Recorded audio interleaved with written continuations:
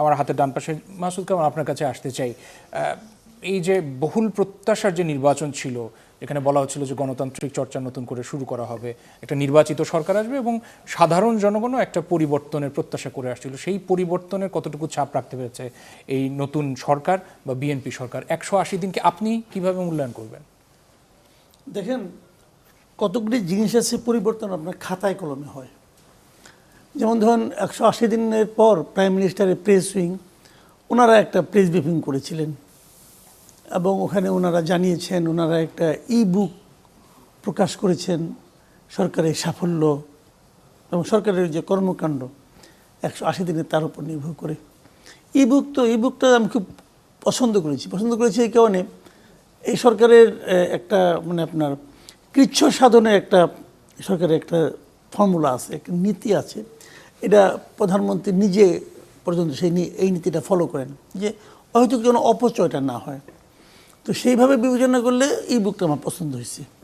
এই কারণে যে যদি অন্য সরকারের সময় হতো তাহলে দেখা যেত বুকটাকে প্রিন্ট করতো, প্রিন্ট করে দেখা যেত এক একটা বুকের দাম পড়তো 1000 টাকা 1500 টাকা, কয়েক হাজার ছাপাইতো মানুষকে দেওয়ার জন্য, পরে সেট ধরে বিক্রি করে দিত। যাভাবে হয়তো কিছু অপচয় হতো, অপচয়টা হয় নাই, জনগণ পড়তে পেরেছে, সহজেই ডাউনলোড করে পেয়েছে।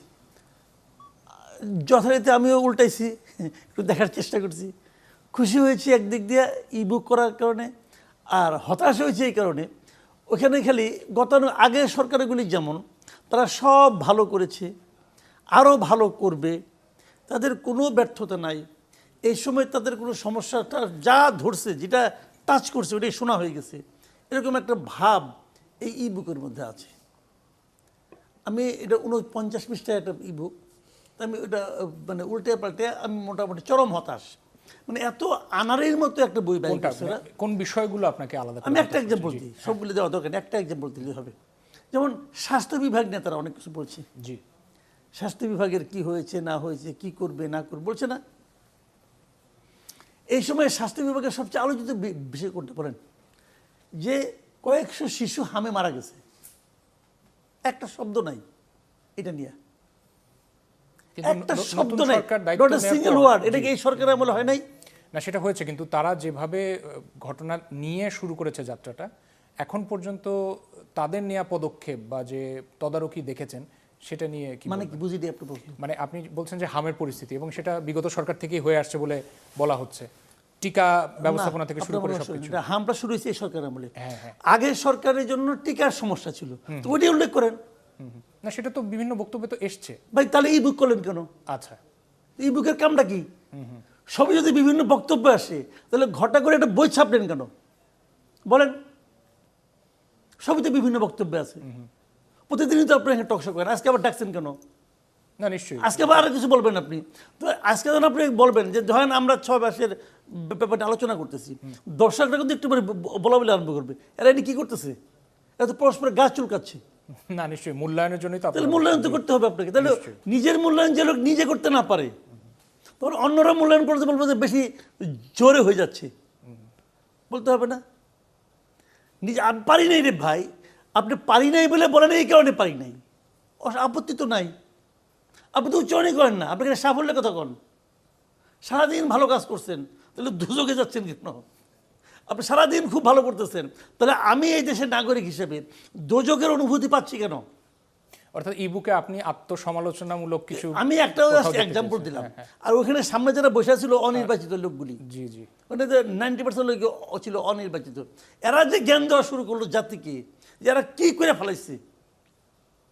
তো আপনি শোনেন, আপনি যখন আমাকে বলেন, যখন উদাহরণ দিয়ে বলি, আপনি আপনার অনুষ্ঠানে আসছি না, আপনি বলেন মাসুদ ভাই আপনাদের আজকে কেমন খাওয়াইলাম টাওয়াইলাম, বলেন অনেক কথা, জনগণকে শোনাইলেন যে আজকে অনেক খাওয়াইছি। আমি তো জানি আপনি আমরা কী খাওয়াইছেন, আমি জানি না? আমি জানি। তো জনগণ তো জানে আপনি তার জন্য কি করছেন। জনগণ বুক নিয়ে কিন্তু বাজারে যাবে না, বুকটাকে প্রিন্ট করে বাজারে যাবে না। তবে বুকটা আমি আমার মোবাইলে ডাউনলোড করে আমি বাজারে যাব না। তো বুকে লেখা আছে দ্রব্যমূল্য নিয়ন্ত্রণে, আপনি দাম বেশি চান কেন? ওরা মানবে? মানবে না। That is the point. এই প্র্যাকটিসটা আগেও ছিল। আচ্ছা, এই প্র্যাকটিসটা আগেও ছিল। আমরা প্রধানমন্ত্রীর প্রশংসা করি, আমিও করি, আমিও করি প্রশংসা ওনার আমরা এরকম একজন প্রধানমন্ত্রী এর আগে পাই নাই। সাধারণ মানুষ তাকে দেখলে মনে করে আমাদেরই লোক, এটা ভালো। আগে মনে করতো যে অন্য গ্রহ থেকে আসছে, এটা খুব পজিটিভ।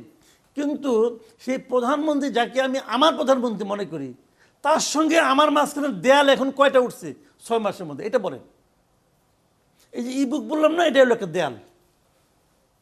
ওরা প্রিন্ট করার সময় প্রধানমন্ত্রী দেখে আনছে, স্যার দেখেন আমরা কত কিছু করছি, দেখাই দিল। বাস্তবটা কি? আমি তো বললাম আমি একটা খাতের এক্সাম্পল দিলাম। সেটাই শুনতে চাচ্ছি যে বাস্তবটা কি, বাস্তবটা বাস্তবটা আপনার কাছে না। শুনবো এবং আমার অতিথির কাছে বাস্তবটা শুনবো। না বলব তো, জি, জি। বাস্তবের সঙ্গে ওই কথার অনেক দূরত্ব। এখন আপনি হয়তো পরে বলবেন 6 মাসে কি সব হয়ে যাবে? হবে না, 6 মাসে হয় না তো কখনো, হইতেও সময় লাগে। কিন্তু বোঝা তো যাবে ধারাটা কি। বুক পড়লে মনে হবে কি সব হয়ে যাবে, 6 মাসে সব হয়ে গেছে। যা হয়েছে এই ধারাবাহিকতা বজায় থাকবে, আগামীতে আমরা একটা সোনার বাংলা পেয়ে যাব। যে সোনার বাংলা আমরা আজকে থেকে 50 বছর আগে দেখলে পাইতেই আছি, পাইতে পাইতে আজকে এই অবস্থা। সোনার বাংলা হয়ে যাবে, হবে না, এই সমস্ত লোক দিয়ে হবে না। এই সমস্ত লোক, হ্যাঁ, কিরকম পরিবর্তন দরকার সেই ক্ষেত্রে? মানে আপনি কি পরিবর্তন আশা করছেন? আপনি কি আশা করেন ভাইয়া? না, আমি তো সঞ্চালক আপনি হিসেবে আশা করেন না? আমি মতামত দিতে পারি না। মতামত দেখেন, আপনি কিছু আশা করেন, আমিও আশা করি। শুনেন, আমরা একটা জিনিস চাই, সেই জিনিসটা হলো মানুষের জীবনে যেন স্বস্তিটা থাকে। নিশ্চয়ই। আপনার কি 31 দফা, আপনার কি জুলাই সনদ, আপনার কি সংসদীয় কি আপনার আপনার কি সংবিধান সংশোধন কমিটি করবেন না কি করবেন, এগুলি আলাপ আছে। যে রিক্সাওয়ালাকে জিজ্ঞেস করেন ভাই আপনি কি চান। আপনার বাসায় আপনার বাড়িতে যে মা আছে, মাকে জিজ্ঞাসা করেন গ্যাস পাচ্ছেন নাকি পাচ্ছেন না, তারা কি চাই জিজ্ঞাসা করেন। ওইটাই এদেশে মানুষ চায়, ওইটা আমিও চাই, ওটা আমিও চাই। ওই জিনিসটা যখন নাকি জনগণ যারা সরকার চালাচ্ছে তারা যখন বুঝতে পারবে যে জনগণ আসলে কী চায়, তাদের চাওয়ার দরকার নেই। কিন্তু আমাদের জ্বালানি মন্ত্রী বলছে এখন আমার আর কিছু করার নাই, এখন আমার অপেক্ষা করতে হবে। আরেকটা করার কি আছে, আমার লোডশেডিং ম্যানেজমেন্ট করতে হবে। তো আমি ওনাকে বলছি যে আপনি লোডশেডিং ম্যানেজমেন্টে করেন, আর কিছু করতে হবে না। আপনি লোডশেডিং ম্যানেজমেন্ট করতে পারবেন। গ্রামের একজন কৃষক যতক্ষণ বিদ্যুৎ পায় ঠিক ততক্ষণ আপনার বাসায় বিদ্যুৎ থাকবে।